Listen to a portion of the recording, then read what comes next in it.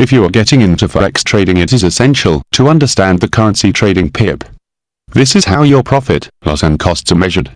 Your broker account may translate pips into dollars or other currencies for you, but it may not. In any case, you will want to know what it means for yourself. A pip is a percentage in point, which is a transferable unit of measure, much more useful for the purpose of comparison than the dollar profit figure.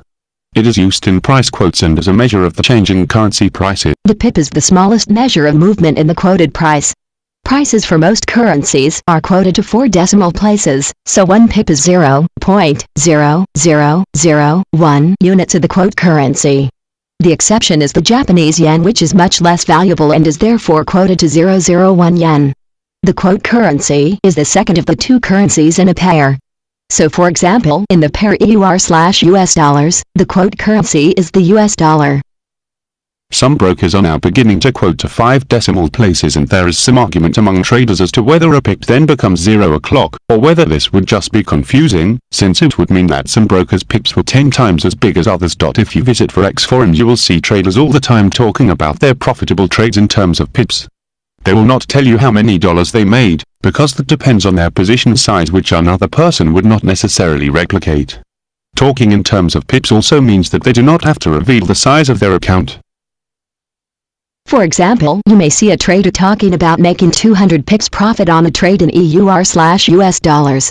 They could be an amateur who traded a micro lot or a professional bank trader who traded tens of thousands of lots. Each would have made 200 pips, but the value of those pips would have been vastly different.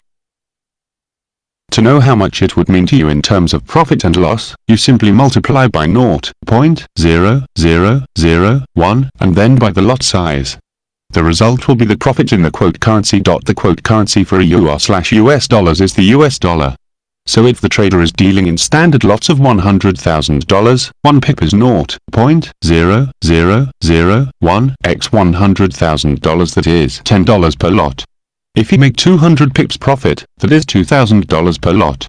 But if he uses many lots of $10,000, it's a profit of $200, and on a $1,000 micro lot, it's only $20 profit.